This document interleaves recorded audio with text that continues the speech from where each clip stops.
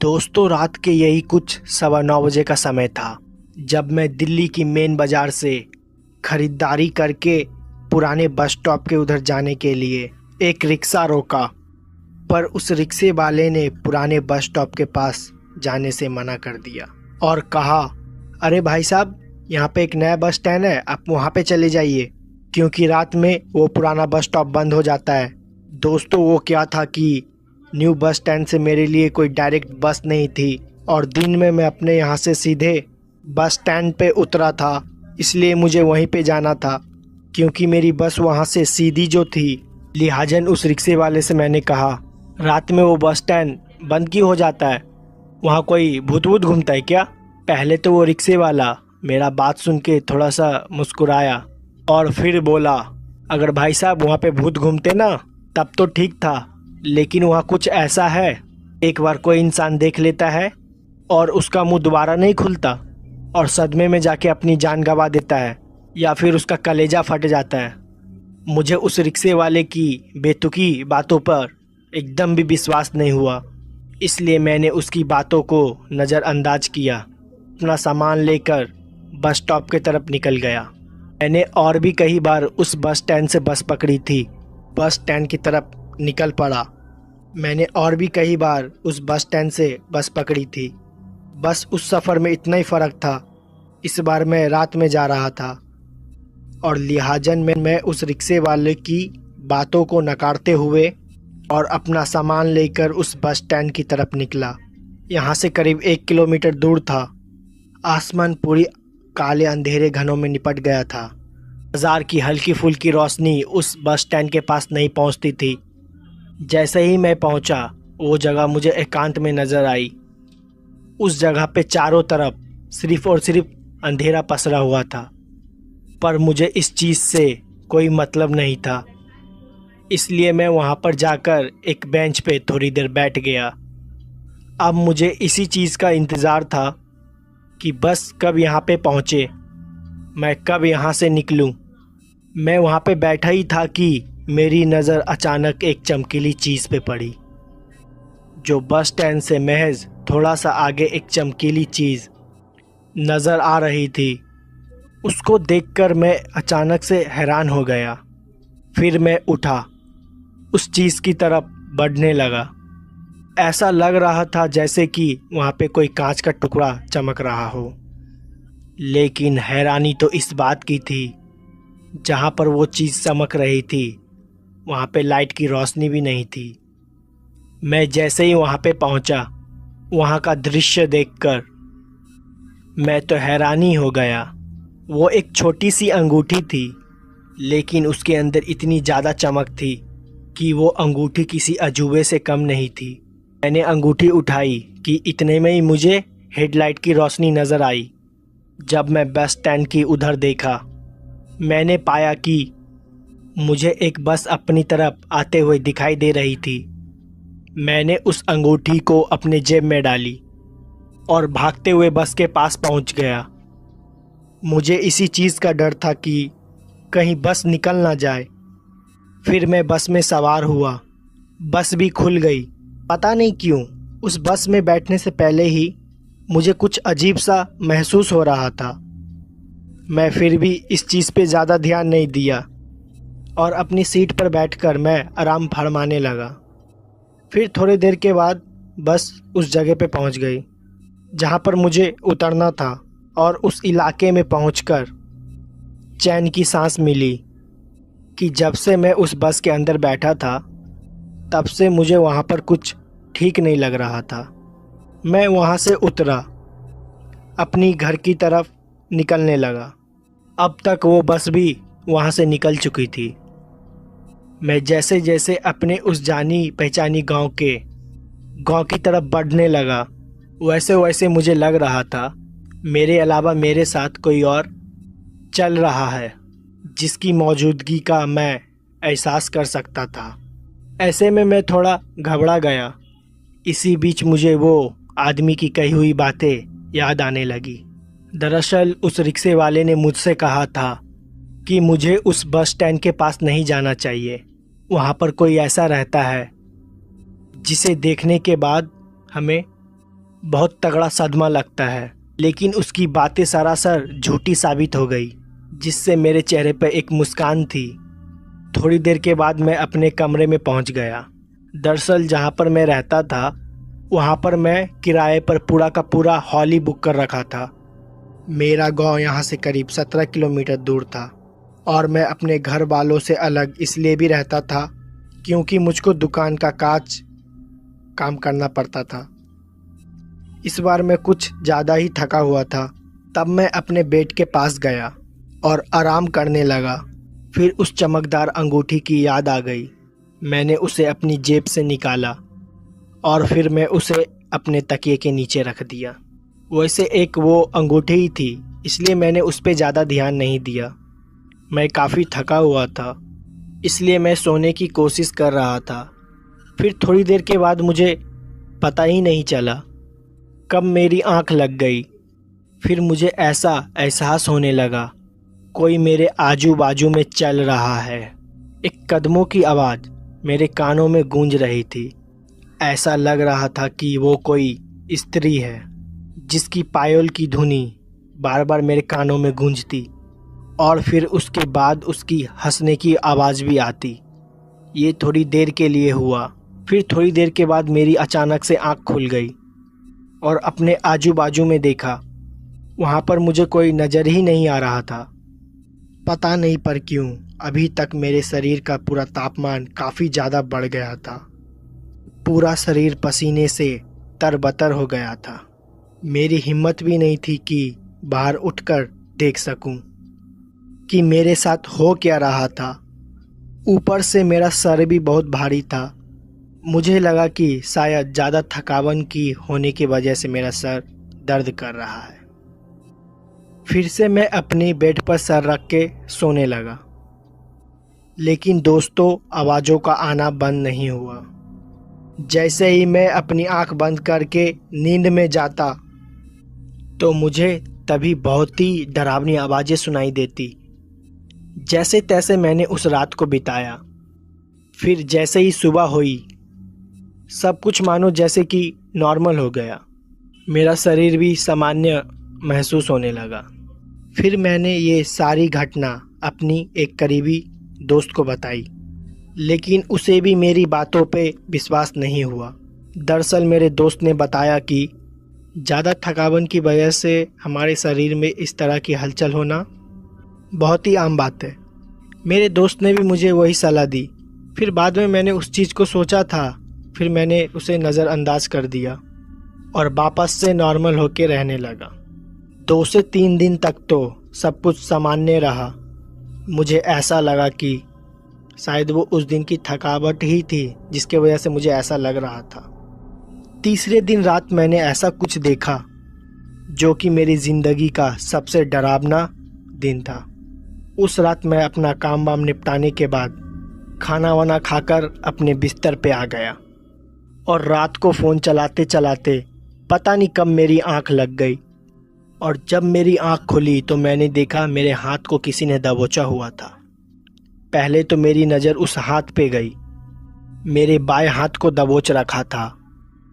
उसके बाद मैंने सामने की तरफ देखा तो मैंने पाया कि अब तक रात के 1:30 बजने वाले थे। उसके बाद मैंने अपने बगल में धीरे धीरे देखने की कोशिश की। वहाँ का नज़ारा देखकर तो मेरी हालत ही पतली हो गई। दरअसल मैंने देखा कि वो एक लड़की थी जिसका पूरा बदन दूध की तरह सफ़ेद था। तो मुझे उस लड़की की तरफ से रोने की आवाज़ आ रही थी, मगर उसके बाद उस लड़की के चेहरे पर अचानक ही एक मुस्कान आ गई। उसके डरावने चेहरे को मुस्कुराता हुआ देखकर मैं तो दहशत में चला गया। मुझे समझ ही नहीं आ रहा था कि मुझे इसमें क्या करना चाहिए। तभी मेरी नज़र उस औरत के हाथ पे चमकदार रिंग पे पड़ी। उसको देखकर मैं सारा माजरा अच्छी तरह से समझ गया कि आखिर मेरे साथ क्या हुआ था और आगे मुझे क्या करना था। कि मैं उठने की हिम्मत तो करता पर उठ नहीं पाता और उस जगह से खड़ा नहीं हो पाता। मैं इतना तो समझ चुका था कि चमकदार और यूनिक दिखने वाली उस अंगूठी की वजह से हो रही है। उसके बाद मैंने थोड़ी सी हिम्मत दिखाई और भगवान का नाम लेकर जोर से उठने लगा। तभी मुझे एहसास हुआ कि मेरा पूरा शरीर एकदम नॉर्मल हो गया है। फिर अचानक ही मेरी आंख खुली। मुझे मालूम ही नहीं कि वो मेरा बुरा सपना था या हकीकत, या फिर मेरे साथ सच में कुछ ऐसा कुछ हुआ था। लेकिन उस रात मैं समझ गया था कि किस लिए मेरे साथ इस तरह की अजीब चीज़ हो रही थी। फिर उसके बाद मैं उठा, इधर उधर देखने लगा। मेरी हिम्मत नहीं थी कि अब उस बेड के ऊपर मैं लेटा रहूं, और घूमते फिरते हुए किसी तरह मैंने उस रात को बिताई। और जैसे ही सुबह हुई और हमारे ही गांव के पुजारी के पास सीधा चला गया। गांव के पुजारी के पास पहुंचने के बाद पता चली, ये सुनकर तो मेरी होश ही उड़ गए। दरअसल गांव के पुजारी ने मुझे बताया कि किसी काली शक्ति का साया है, और वो कोई मामूली शक्ति का साया नहीं है, भयानक ताकत है जो दिन पर दिन मेरा खून चूसती जा रही है। और अगर ऐसा ही चलता रहा महज 10 से 15 दिन में मेरा शरीर पूरा सूख जाएगा। अगर मुझे उस काली शक्ति से बचना है, अंगूठी के साथ किसी तंत्र मंत्र चीज को उसी जगह गाड़ना होगा जहां से मैंने उस अंगूठी को उठाया था। और उस टाइम रात के 12 बजने चाहिए। दोस्तों, पंडित जी का बात सुन के मेरा दिमाग ही हिल गया, क्योंकि मेरे अंदर इतनी हिम्मत नहीं थी कि वापस से उस बस स्टैंड के पास जाऊं, और वो भी रात के समय। पर अब मेरे पास दूसरा कोई रास्ता भी तो नहीं था, और पंडित जी मेरे साथ आने से मना कर रहे थे। लेकिन फिर पंडित जी ने मेरे साथ आने को हाँ कर दिया, जिससे मुझे थोड़ी हिम्मत मिल गई। मैं जानता था जब तक पंडित जी मेरे साथ होंगे तब तक मेरा कोई कुछ भी नहीं बिगाड़ सकता। फिर अगली रात शनिवार की रात थी, और हमें भी उसी रात का इंतज़ार था। लेकिन मैं आज की रात से भी घबराया हुआ था, क्योंकि मैं इस बात को अच्छी तरह से जानता था कि वो भयानक शक्ति मेरे साथ कल से भी ज़्यादा भयानक करने की कोशिश करेगी। ऐसे में मैंने अपने एक दोस्त को अपने घर पे बुला लिया, और जैसे ही मैं सोने की कोशिश करता तो मेरे कानों में रोने और हंसने की आवाज़ बार बार सुनाई देती। ऐसे में मेरा सर काफ़ी भारी होने लगा। तमाम कोशिश के बावजूद भी मैं सो ही नहीं पाया। और उसके बाद जैसे ही सुबह हुई और मुझे चैन की सांस मिली, क्योंकि मुझे किसी भी तरह से रात काटनी थी। और जैसे ही मैं उस अंगूठी को बिस्तर के उधर उधर ढूंढने की कोशिश किया, तभी मैंने पाया कि वो मेरे सिराने पड़ी हुई थी। उसकी चमक वैसे ही अभी भी बनी हुई थी। रात के लगभग 10 बजे के आसपास पंडित जी के साथ टैक्सी में उस बस स्टैंड की तरफ रवाना हुआ। मुझे डर तो बहुत लग रहा था, लेकिन इस काम को करना भी बहुत ही ज़रूरी था, वरना बात मेरी जान पर आ सकती थी। हम जैसे ही उस बस स्टैंड के पास पहुँचे, वहाँ का सन्नाटा देखकर हर किसी की हालत ख़राब हो जाए। उसके बाद उस पुजारी ने मुझको रुकने को कहा। थोड़ी देर तो हम लोग वहीं पे बैठकर इधर उधर देखने लगे। फिर जैसे ही रात को 12 बजने को आई, तभी उस पुजारी ने लंबी सांसें लेते हुए कहा, देखो बेटा, तुम्हारी ज़िंदगी और मौत आपस में टकराने वाली है। अगर तुम इस काम को ढंग से नहीं किया तो तुम्हें यहीं पे अपनी जान गंवानी होगी, और अगर ये काम तुमने ठीक से कर लिया तो भी तुम्हारे साथ कुछ ऐसा होगा उसके बारे में तुमने कभी पहले सोचा भी नहीं होगा। इसीलिए तुमको सोच और समझ के कदम उठाने हैं। दोस्तों, उसके बाद उस पुजारी ने मेरे हाथ में नारियल दिया, और उसके बाद वो अंगूठी दी। उस नारियल के ऊपर खून के कुछ छींटे थी। शायद वो छींटे इसलिए भी थी, शायद किसी भी बुरी शक्ति को अपनी ओर आमंत्रित किया जाए। जैसा उस पुजारी ने मुझे बताया था, मैं वैसे उस नारियल के साथ चमकता हुआ अंगूठी को लेकर आगे की तरफ बढ़ने लगा। मैंने कभी सोचा ही नहीं था कि मेरी ज़िंदगी इस पड़ाव पर पहुंच जाएगी। फिर मैं धीरे धीरे अपनी कदमों के साथ उसी जगह पे पहुंच गया जहां से मैंने उस अंगूठी को उठाया था। पता नहीं मुझे क्यों ऐसा लग रहा था कि मेरे साथ साथ कोई और भी है, जिसके होने का मुझे एहसास हो सकता था, लेकिन मैं उसे देख नहीं सकता था। मैं जैसे ही ठीक उस जगह पे पहुंचा तो मैंने उस नारियल के साथ ठीक उस अंगूठी को वैसे ही रख दिया जैसा कि उस पुजारी ने मुझको बताया था। जैसे ही मैं उस नारियल के साथ अंगूठी को रखा, वैसे ही पूरी धरती कांपने लगी, और वैसे ही अंदर से एक हाथ बाहर निकला, धूल को फाड़ कर। जैसे ही वो हाथ बाहर निकला, डर के मारे मेरा शरीर पूरा पसीना छोड़ने लगा। मैं तुरंत ही मुड़ा और वहाँ से भागने लगा। दरअसल उस पुजारी बाबा ने मुझको बताया था कि ऐसा होते ही मुझे वहाँ से सरपट दौड़ लगानी है, सीधा जाकर गाड़ी में बैठ जाना है। फिर ठीक मैंने वैसा ही किया। जैसे ही मैं गाड़ी में आकर बैठा, पुजारी बाबा ने मुझे कुछ नियम बताए। उस नियम का ध्यान रखना था और उसके बाद गाड़ी स्टार्ट हुई और हम सभी घर लौट आए। पर अच्छी बात यह थी कि उस दिन के बाद मैंने दोबारा उस तरह की कभी भी आवाज़ नहीं सुनी। और साथ ही इस घटना के बारे में मैं अपने कुछ दोस्तों को बताया। तब जाकर मुझको पता चला कि उस बस स्टैंड पर लगभग 7 साल पहले एक महिला की मौत हो गई थी। बदमाश लोग ने उनके गहने वगैरह चुराकर और साथ गलत काम कर लिया और उस दिन के बाद से उस महिला की उस बस स्टैंड पे अपनी कब्जा जमा लिया। पर उस बस स्टैंड पर रात को सोने चांदी चीज जैसी पड़ी हुई मिलती है, जिनको उठाने के बाद इंसान कभी भी सुखी नहीं रहता। फिर दोस्तों उसके बाद से मैं कभी भी रात को कभी भी उस बस स्टैंड की तरफ जाने की हिम्मत नहीं की। तो मेरा नाम टायरन है। मैं अमेरिका में एक ट्रक ड्राइवर था। ये घटना जो मेरे साथ घटी थी ये 1980 में घटी थी। तब मेरी उम्र करीब 35 साल की थी। मेरे साथ मेरा एक पार्टनर भी होता था, उसका नाम जॉन था। ज़्यादा लंबी ड्राइव के बाद जब मैं थक जाता था तो जॉन और मैं अपनी जगह को रिप्लेस कर लेते थे। फिर कुछ दूरी तक वो ट्रक चलाता था। ये घटना ब्राज़ीलियन नेशनल हाईवे की है। जब मैं उस रास्ते से गुजरता था तो वहाँ पे मुझे बहुत ही ज़्यादा अजीब लगता था।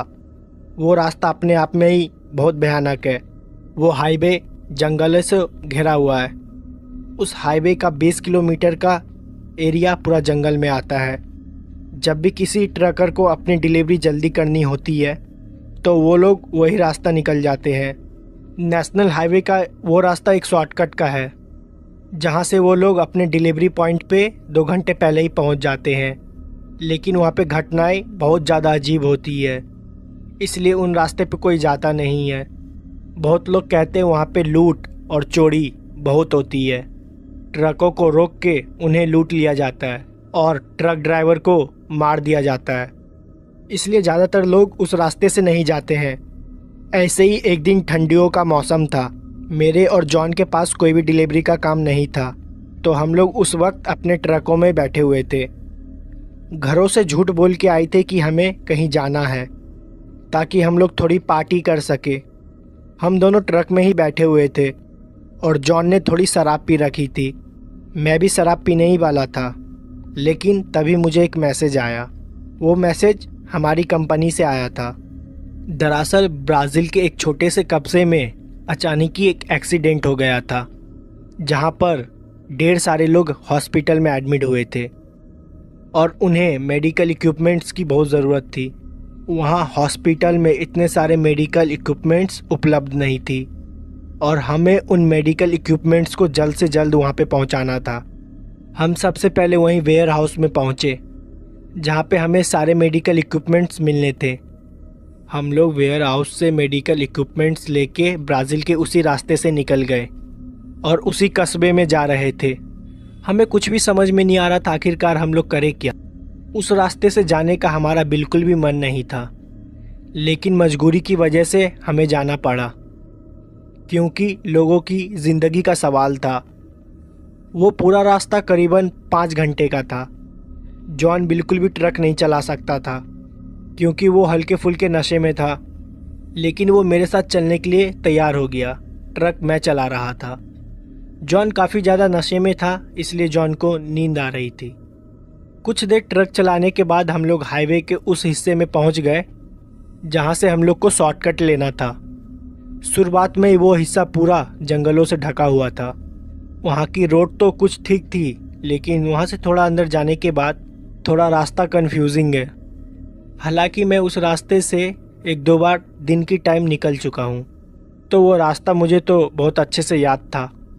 मेरा बिल्कुल भी जाने का मन नहीं था, लेकिन हमें डिलीवरी जल्दी से जल्दी करनी थी, इसलिए मजबूरन जाना पड़ा। जॉन हल्की फुल्की नींद में था। मैंने उसे सो जाने के लिए बोला। मैं ये ठान ली थी अगर रास्ते में कोई भी आएगा तो मैं उसके लिए ट्रक नहीं रोकूंगा। मैं लगातार पुलिस वालों से भी बात कर रहा था क्योंकि उन्हें भी पता ये रास्ता काफ़ी खतरनाक है, तो मैं उनको अपना प्रॉपर लोकेशन भी बार बार दे रहा था।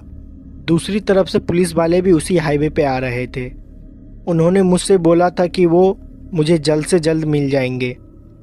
हाईवे के कुछ ही अंदर जाते वक्त अंदर बहुत ही अंधेरा था। कुछ जगह तो हाईवे खराब भी थे, कुछ पेड़ तो टूट के रोड पे नीचे गिरे हुए थे। मुझे बिल्कुल भी नहीं पता कि वो जगह की मेंटेनेंस क्यों नहीं होती है। काफ़ी ज़्यादा अंधेरा था। मुझे बस उतनी ही लाइट दिखाई दे रही थी जहाँ तक मेरी ट्रक की लाइट जा रही थी। मैं लगातार ट्रक को स्पीड में चला रहा था। तभी मैंने देखा मेरे दाईं तरफ एक काली परछाई खड़ी है जो कि मुझे ट्रक रोकने को बोल रही है।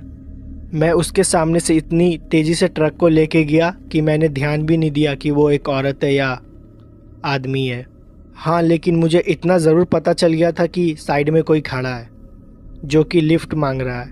मैं उसको जल्दी की वजह से देख नहीं पाया। मैंने उसे बाद में बैक मिरर में देखने की कोशिश की, वो मुझे नहीं दिखा। मैं फिर दोबारा ट्रक को चुपचाप चलाने लगा। मैंने ये ठान रखी थी कि मैं बिल्कुल भी ट्रक को नहीं रोकूंगा। कुछ दूर आगे जाने के बाद फिर से मुझे दाएं तरफ फिर कोई एक आदमी दिखाई दिया। उसने कोई भी कपड़े नहीं पहने हुए थे, वो बिना पूरे कपड़ा का खड़ा था, जबकि वहाँ पे हल्की फुल्की ठंड थी और जंगल की एरिया में ठंड काफ़ी बढ़ जाती है। मुझे बिल्कुल भी समझ में नहीं आ रहा था आखिरकार वो जंगल में ऐसे खड़ा क्यों था। मैं काफ़ी ज़्यादा डरा हुआ था, इसलिए मैंने ट्रक को नहीं रोका और दोबारा ट्रक को चलाने लगा। मैंने उसे फिर बैक मिरर में देखने की कोशिश की, वो दोबारा मुझे नहीं दिखा। मैं समझ गया था यहाँ पे कुछ ना कुछ अजीब ज़रूर हो रहा है। मैंने जॉन को उठाने की कोशिश की, लेकिन वो काफ़ी ज़्यादा नशे में था, इसलिए उठ नहीं पा रहा था। मैं उस हाईवे के करीबन 3 किलोमीटर अंदर आ चुका था। मेरे पास वापस जाने का और कोई ऑप्शन भी नहीं था, इसलिए मैंने सोचा दिए हुए लोकेशन पे जल्द से जल्द पहुंच जाऊं। उस एरिया में नेटवर्क भी नहीं आ रहा था, इसलिए मैं किसी से भी किसी तरह का कन्वर्सेशन भी नहीं कर सकता। इसलिए मैंने चुपचाप ट्रक चलाने पे ही ध्यान दिया। इन सब चीज़ों को नज़रअंदाज करते हुए मैं रोड पे जा रहा था और आगे रोड पे खून गिरा हुआ था और वो खून काफ़ी ज़्यादा मात्रा में है। मैंने उस खून को देखकर अपनी ट्रक की स्पीड थोड़ा धीमे कर दिया और मैं रास्ते भर उसी खून को देखते हुए जा रहा था। ऐसा लग रहा था किसी ने खून की नदी खुली छोड़ दी हो। पूरी रोड खून से भरी हुई थी। मुझे आखिरकार समझ में नहीं आ रहा था वहाँ पर ये सब हो क्या रहा है। मैं उसी को देखे जा रहा था। फिर मैं अचानक से देखा मेरे ट्रक के सामने वही आदमी आ गया जो कुछ देर पहले नंगा खड़ा हुआ था। वो आदमी मेरे ट्रक से कुचल गया और पूरी तरह से दब गया। उसकी चिल्लाने की आवाज़ भी मुझे सुनाई दी थी और मैं बहुत ही ज़्यादा डर गया था। मैंने तुरंत अपनी ट्रक को रोका और अपने बगल में बैठे जॉन को जगाने लगा, लेकिन वो उठ ही नहीं रहा था और बहुत ज़्यादा नशे में था। मैंने तुरंत अपनी टॉर्च उठाई और ट्रक से नीचे उतर गया। हालांकि ट्रक से नीचे उतरने में मुझे बहुत ज़्यादा डर लग रहा था। फिर मैं ट्रक से उतरा और मेरा पैर उसी खून पे पड़ा और वहाँ पे बहुत ही ज़्यादा बदबू आ रही थी। मैंने अपनी टॉर्च के सहारे धीरे धीरे ट्रक के पीछे जाने की कोशिश की, जहाँ पर वो आदमी मेरी ट्रक से कुचला पड़ा हुआ था। मेरी ट्रक उससे करीबन 100 मीटर आगे आ गई थी, क्योंकि मुझे ट्रक रोकने में बहुत ही ज़्यादा वक्त लग गया था। मैं धीरे धीरे उस आदमी के पास जा रहा था। दूर से देखने पे तो ये लग रहा था कि वो मर चुका है। मेरी ट्रक उसके पूरे शरीर पे चढ़ के निकल चुकी थी और वो मर ही गया था। मुझे बहुत ज़्यादा डर लग रहा था। मेरे हाथों किसी की हत्या हो गई थी। मैं धीरे धीरे उसी की तरफ जा रहा था। दूर से देख के ऐसा लग रहा था कि उसका पूरा शरीर खून से ढका हुआ है। मुझे कुछ भी समझ में नहीं आ रहा था आखिरकार मैं क्या करूं। मैं काफ़ी ज़्यादा डर रहा था और रोते हुए जॉन को बुला रहा था, लेकिन वो मेरी आवाज़ बिल्कुल भी नहीं सुन रहा था क्योंकि वो नींद में था। मेरी किस्मत उस दिन बहुत ज़्यादा ख़राब थी। पर मुझे लगा क्या पता मैं उस आदमी को बचा सकता हूँ, इसलिए मैं धीरे धीरे उस आदमी के पास जा रहा था। जब मैं उसके पास पहुंचा तो मेरी और उसकी दूरी करीबन 5 मीटर की थी। उसका हाथ अचानक से हिलने लगा और उसके हाथ पैर जो मेरे ट्रक के दबने से टूट गए थे और वो दोबारा धीरे धीरे अपने आप सीधे होते गए। ये सब मैंने अपने आंखों से देखी। मेरे ही आंखों के सामने वो आदमी अपने 2 पैरों के ऊपर खड़ा हो गया और वो दोबारा खड़ा होकर मुझे देख रहा था और कुछ ही सेकंड के बाद वो पूरा नॉर्मल हो गया था, जैसे मुझे पहले दिखाई दे रहा था। उसका पूरा शरीर खून से लथपथ ढका हुआ था और उसकी आंखें बहुत ही ज़्यादा भयानक लग रही थी। उसने कोई भी कपड़े नहीं पहने हुए थे। वो मेरे तरफ चिल्लाते हुए भागा और मैं अपने ट्रक के तरफ भागा। वो क्या चीज़ थी मुझे बिल्कुल भी नहीं पता। रोड पे पड़े खून की वजह से मैं ढंग से भाग नहीं पा रहा था क्योंकि मेरे पैर फिसल रहे थे। मैं किसी भी तरह भागते हुए अपने ट्रक के पास पहुंचा और जो आदमी मेरे सामने खड़ा था वो बहुत ही लंगड़ा के चल रहा था। ऐसा लग रहा था उसका पैर में बहुत बुरा तरह का चोट लगा है, लेकिन मेरे आँख के सामने ही वो मर के जिंदा हुआ था। मैं जॉन का नाम लेते हुए चिल्लाते हुए ट्रक के अंदर जा रहा था। मैं जॉन को उठाने की कोशिश भी की और जॉन हल्का सा उठा भी, लेकिन वो फिर से सो गया और मैंने ट्रक को दोबारा भगा दिया। जब मैं बैक मिरर में देख रहा था तो वो आदमी मेरे पीछे चलते चलते आ रहा था। उस पूरी रोड पे खून फैला हुआ था। मेरे ट्रक के टायर भी पूरे खून से सने हुए थे। कुछ दूर ट्रक चलाने के बाद मैंने देखा दूसरी साइड से कुछ पुलिस की गाड़ियां आ रही है, जो कि शायद मेरे लिए ही आ रही थी। मैं बहुत ज़्यादा डरा हुआ था। मैंने तुरंत जाके उनके पास गाड़ी रोका और उन्होंने पूछा कि मेरा तुमसे कनेक्शन कैसे टूट गया। मैंने उन्हें सारी चीज़ें बताई और जैसे ही मैंने फिर अपने ट्रक के टायर को देखा वो पूरा एकदम तरह से नॉर्मल था। मैं उन्हें बार बार वो चीज़ समझाने की कोशिश कर रहा था, लेकिन उन्हें कुछ भी समझ में नहीं आ रहा था। उन्हें लग रहा था कि मैं बहाना दे रहा हूँ। फिर उन पुलिस की कार में से एक कार उन्हीं जंगल की तरफ से गई जिधर से मैं आ रहा था। फिर वहाँ से इन्फॉर्मेशन आई कि वहाँ पे सब कुछ ठीक है और रोड पे कोई भी खून के दाग या छींटे कुछ नहीं मिले और ना ही वो आदमी और जिसको मैंने कुचल दिया था। वो लोग मेरी बात मानने के लिए तैयार ही नहीं थे। इस चीज़ पे उन्होंने मेरे से ज़्यादा बहस नहीं की। उन्होंने मुझसे कहा कि मेडिकल के सारे इक्विपमेंट्स जल्द से जल्द हॉस्पिटल पहुंचा दो, फिर वो उसके बाद मेरी रिपोर्ट लेंगे। मैंने वैसा ही किया। मैं काफ़ी ज़्यादा डरा हुआ था। मैं 1 घंटे में हॉस्पिटल पहुंच भी गया और सारे इक्विपमेंट्स दे दिया। उसके बाद कुछ पुलिस वाले दोबारा मेरे पास आए और उन्होंने मेरे से दोबारा पूछताछ की कि मैं लेट क्यों हो गया था और मेरा कनेक्शन उनसे टूट क्यों गया था। मैंने सारी बातें बताई उन्हें, लेकिन उन्होंने मेरी बात पे विश्वास नहीं किया। फिर उन्होंने जॉन से पूछा, लेकिन जॉन तो पूरे रास्ते सो रहा था। फिर उन्होंने जॉन से पूछताछ की तो उन्हें पता चल गया था कि जॉन दारू पी है, लेकिन अब तो उन्होंने मेरी बात पे एकदम भी विश्वास नहीं करने वाले थे। उन्होंने मेरा भी अल्कोहल टेस्ट किया, लेकिन मैंने उस टाइम शराब नहीं पी रखी थी। पुलिस वाले मेरे बात पे विश्वास नहीं कर रहे थे। उन्हें लगा कि मैंने किसी तरह का और नशा कर रखा है, इसलिए शायद मुझे अजीब और गरीब ऐसी चीज़ दिखाई दे रही थी। लेकिन मेरे साथ जो कुछ भी हुआ था वो एकदम सच था। उस घटना के बाद मैं कई दिनों तक उस ट्रक को हाथ भी नहीं लगाई। जॉन ने मुझे बहुत बार चलने के लिए बोला, लेकिन मेरे अंदर उस आदमी का डर बहुत तरीके से भर चुका था। आखिरकार वो कौन था, वहाँ पे क्या कर रहा था, मुझे कुछ भी समझ में नहीं आया। और ये जो अजीब सी चीज़ मुझे दिखाई दे रही थी और किस लिए दिखाई दे रही थी, इसका भी मेरे पास कोई जवाब नहीं था। लेकिन मुझे ये बिल्कुल भी नहीं पता था कि ये मेरा वहम है या सच। अगर ये सच था तो मेरी किस्मत उस दिन बहुत ज़्यादा अच्छी थी कि मैं बच गया, और फिर ऐसी घटना मेरे साथ जीवन में दोबारा कभी भी नहीं घटी।